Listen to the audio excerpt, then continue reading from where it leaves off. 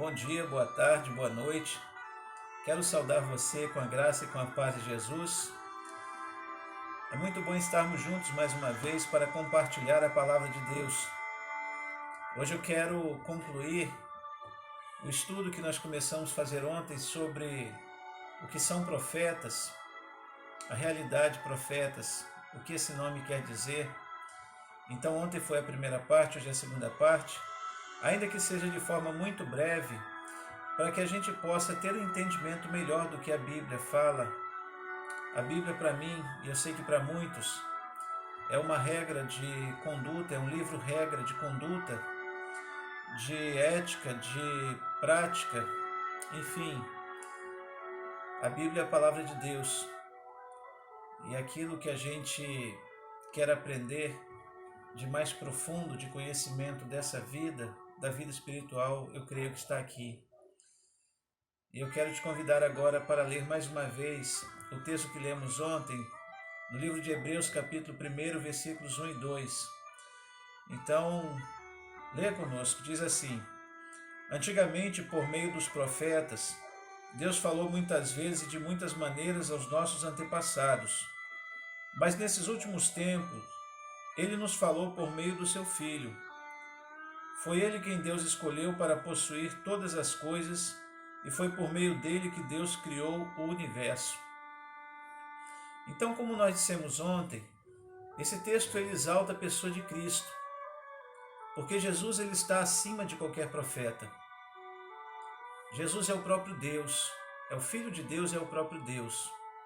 Ele esteve presente desde a fundação do mundo, desde antes da fundação do mundo, melhor dizendo. Ele também é onisciente, onipresente, onipotente com o Pai. Mas a palavra de Deus diz que Deus usou homens até para abrir o caminho de Jesus, até para preparar o caminho de Jesus. A Bíblia diz que Deus usou profetas. E ainda hoje eu creio que Deus usa homens e mulheres para exercer o ministério profético. E o que é o ministério profético? Somada a palavra de ontem, vejamos o que os profetas faziam e o que muitos fazem ainda hoje. Todo profeta possui algumas características, é o segundo ponto da nossa palavra. Uma das características é que o profeta ele possui uma chamada específica. Quando você abre a Bíblia, você ouve falar sobre Moisés, por exemplo. Moisés foi um profeta de Deus em que Deus o chamou especificamente para tirar o povo do Egito, o povo que era escravo. Você vai ver o profeta Isaías, ele falando a respeito da vinda do Messias e como ele foi claro nas suas mensagens. Aliás, o profeta Isaías é considerado o evangelho do Antigo Testamento, porque ele fala muito sobre o Messias, ele aponta, sabe, e muito do que Cristo falou durante o seu ministério. Alguns momentos ele usou o livro do profeta Isaías, confirmando aquilo que o profeta Isaías havia dito.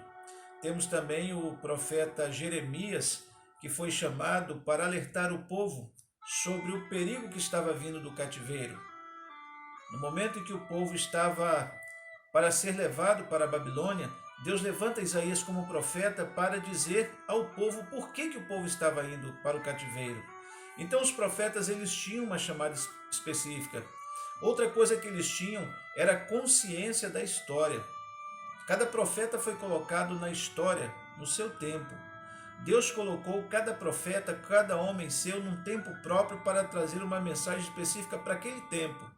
E aí quando hoje nós lemos a vida, o ministério desses profetas, nós vamos ver que eles estavam ali no tempo certo, no tempo próprio.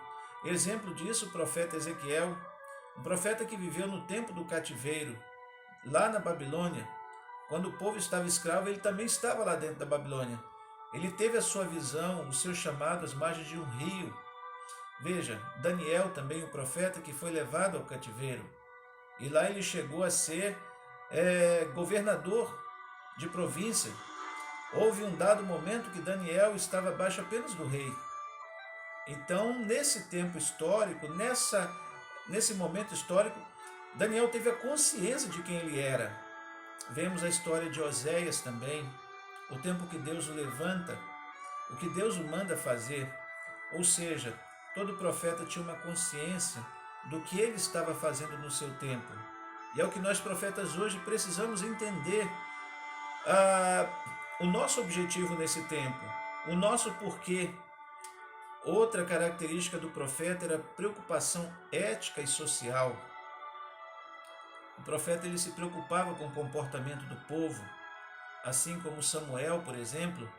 Ele vem num tempo em que o sacerdócio estava desacreditado e Deus levanta, por assim dizer, como último dos juízes, para trazer um conceito, um conhecimento, uma postura ética diferente para o povo de Deus. Vemos a questão de João Batista, por exemplo, que veio preparar o caminho do Senhor, e a mensagem de João Batista era uma mensagem ética, era uma mensagem social, era uma mensagem que atraía o povo para falar a respeito de realidades do povo, realidades sociais, mas ao mesmo tempo que envolviam questões espirituais. Então o profeta ele tinha como característica essa preocupação ética e social. E outra característica era o aconselhamento e confrontação que os profetas faziam.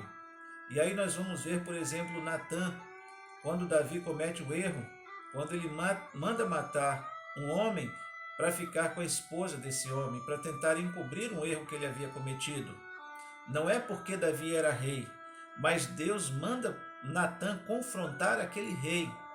E ainda hoje nós temos pessoas que governam, que administram e que acham que são poderosos, acham que são melhores do que outros homens. Há muitos homens e mulheres que se acham acima do bem e do mal, mas não é bem assim. Sabe por quê? Porque Deus não tem filhos prediletos. Deus nos trata todos como iguais. Todos nós somos tratados como iguais. Perante Deus, olha, nós somos o mesmo. Não há mais santo, mais puro. Não há melhor, não há pior. Não há negro, não há branco. Não há homem, não há mulher. Todos estão diante de Deus no mesmo patamar, sabe? E aí nós vamos ver esse ministério de aconselhamento e confrontação.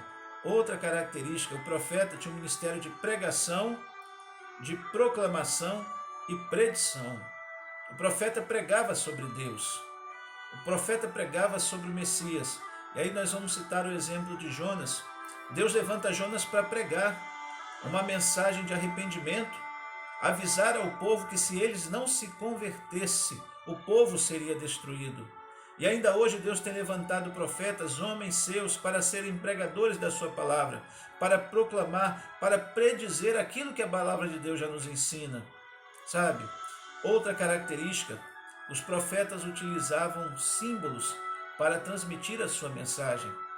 Vemos, por exemplo, lá o profeta Jeremias, quando ele desce à casa do oleiro, Deus manda ele descer à casa do oleiro e diz assim: olha, assim como um vaso nas mãos do oleiro, assim é o meu povo nas minhas mãos.